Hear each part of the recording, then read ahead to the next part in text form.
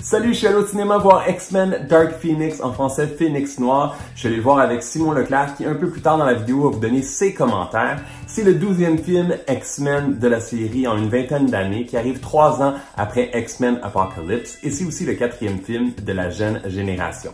Ce film est la première réalisation de Simon Kinberg qui était auparavant producteur et ça met en vedette tout plein de monde, incluant Sophie Turner qu'on a vu récemment dans la dernière saison de Game of Thrones, James McAvoy qu'on a vu plus tôt cette année dans Glass, Michael Fassbender qu'on a vu il y a 2 ans dans Alien Covenant, Jennifer Lawrence qu'on a vu l'an dernier dans Red Sparrow et on ajoute Jessica Chastain qu'on a vu en 2017 dans Molly's Game et qu'on verra en septembre dans It Chapter 2.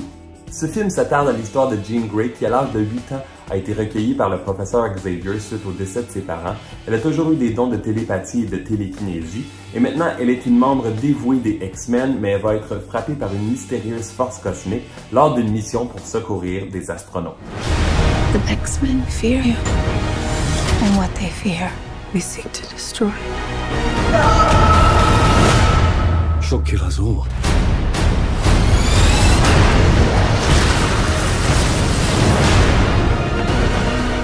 The girl dies. Le film débute avec un flashback en 1975 avec la jeune Jean Grey. C'est assez efficace et le reste du film se déroule en 92. Ce film devait sortir en novembre dernier, mais plusieurs scènes ont été retournées, donc des reshoots, ce qui n'est pas absolument un bon signe. Le 3e acte du film devait se dérouler dans l'espace et finalement on a complètement changé ça pour une scène dans un train qui fonctionne quand même plutôt bien. Le résultat n'est ni désastreux ni extraordinaire. L'histoire est assez bonne, mais le scénario est un peu bâclé par moments. Et la méchante est creepy, jouée par Jessica Chastain, mais on sous-utilise vraiment son talent. Et je dois dire qu'après 12 films de X-Men, des personnages comme Storm et Cyclops sont un peu ennuyants. Je suis un peu tanné de leur pouvoir aussi. Et c'est moi où Storm, jouée par Halle Berry, n'avait aucun accent. Et maintenant, joue le même personnage, cette jeune fille, et elle a un accent. Évitez les spoilers en ligne, il y en a des assez gros et ça porte même à confusion. On s'en reparle. Et vous n'allez pas rester jusqu'à la fin du générique parce qu'il n'y a pas de scène à la fin. Ça semble être la fin de la série avec le départ de Hugh Jackman et Jennifer Lawrence qui en ont assez. Tout ce que vous allez savoir si vous restez jusqu'à la fin du générique, c'est que ce film a créé plus de 15 000 emplois. 15 000. Et toi, Simon, qu'est-ce que tu as pensé du film? Yes, merci encore Martin pour l'invitation.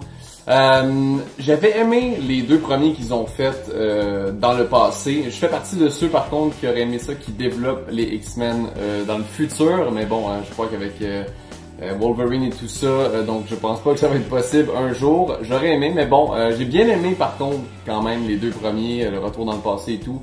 J'avais peur de Dark Phoenix parce que je trouvais qu'il commençait peut-être à étirer la sauce de retourner dans le passé. D'après moi, si vous avez adoré les 2 premiers, vous allez aimer Dark Phoenix. Dans mon cas, j'ai effectivement trouvé que c'était un peu étiré la sauce. Il est pas mauvais, c'est quand même un bon film. Les effets spéciaux sont incroyables, c'est très bien fait. Je veux dire, les acteurs sont bons, mais on dirait que je trouvais que l'histoire en soi, je sais pas à quel point c'était valable dans tout ça. Il y a des trucs également, je suis sorti là avec plus de questions que quand je suis rentré dans le film. Vous allez comprendre peut-être une fois que vous allez l'avoir vu. Dans mon cas, c'est pas mauvais, mais je pense pas que c'est le meilleur des Into the Past qu'ils ont fait des X-Men. Donc je te dirais un 3 étoiles sur 5, ça serait pas mal mon gros max que je pourrais donner pour Dark Phoenix de X-Men. Retour à toi, Martin! Dark Phoenix est quand même meilleur qu'Apocalypse et dure heureusement 30 minutes de moins. C'est vraiment à voir si vous êtes fan de la série, c'est quand même divertissant et je dois dire que les effets spéciaux sont vraiment très réussis. C'est un film qui dure 1h55 et je lui donne de justesse 3 étoiles et demie sur 5. À la toute fin de la vidéo, je vous laisse un lien pour voir ma critique du film Apocalypse sorti il y a 3 ans. Si t'as aimé la vidéo, donne un thumbs up et si t'as vu Dark Phoenix, laisse-moi tes commentaires sous la vidéo. Tu sais que tu peux me suivre sur ma page Facebook, sur mon compte Twitter, sur mon compte Instagram et bien sûr sur ma chaîne YouTube. On se retrouve très bientôt. Ciao! She's still our friend. She's not Jean anymore.